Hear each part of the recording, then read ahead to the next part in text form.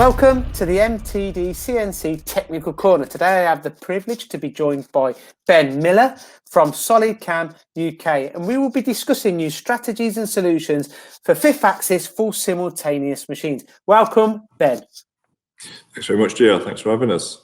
It's an absolute pleasure, Ben, and I'm really looking forward to learn more about the products that you offer for fifth axis simultaneous machines. So firstly, Ben, can you give me a brief overview about the products that you offer for a fifth axis simultaneous machine, and just give us a little bit of an insight into why you should be a preferred supplier to many machinists?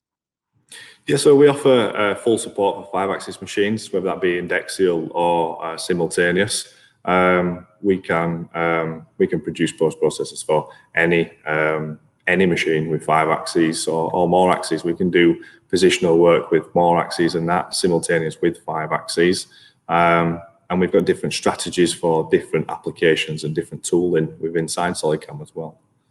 Do you still use eye machining on fifth axis machines also? Yeah, so eye machining is a high-speed roughing cycle. It does have a wizard in there as well for calculating speeds and feeds and depth of cut for you. We do use that on 5-axis machines. We use it indexially, so we can index to a plane, rough a certain area out, and so on. Now, conical barrel cutters, they've been around for many years.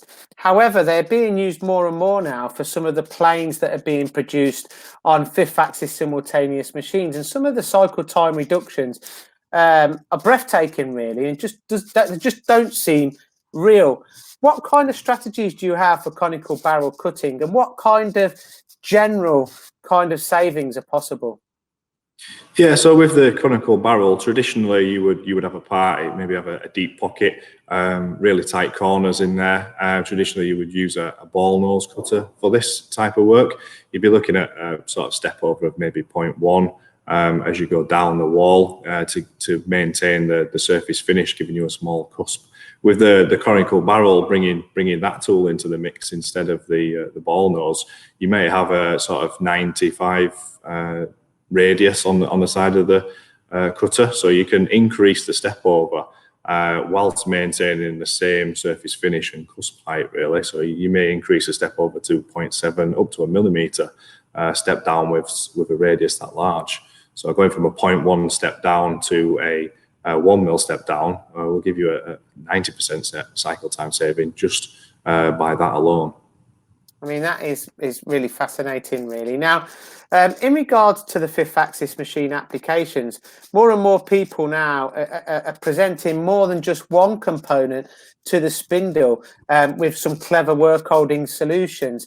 What kind of mirror kind of software are you using so you can produce more components on the machine tool?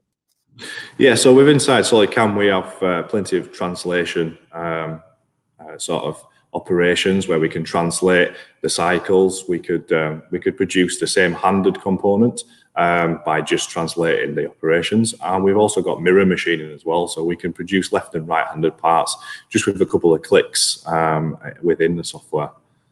So it's safe to say that you can reduce cycle times on fifth axis machining, but what about the simplification of programming? Yeah, so we can simplify the operation list inside SolidCam. We can also reorder the operations to make them more efficient, especially when you do sort of the mirror machining. So we could, once we've got one tool out, we could use it on both components at the same time rather than having extra tool changes in there. You've also got the consistency of producing programs using the customized processors that we would create for each and every customer and each and every machine. What do you mean about the consistency? Can you go in a little bit more detail about that? Explain what you mean, please, Ben. Yeah, so we can add functions into a post processor that will give the user extra functionality within the software. We can also make sure their G code is minimized and as efficient as it can be.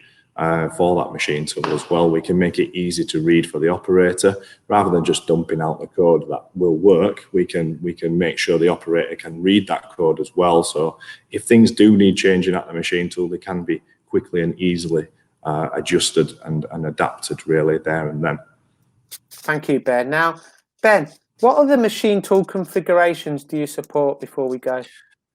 Yeah, so we support all the machine tool configurations. With regards milling, we would be looking at 3-axis, 4-axis, 5-axis machines.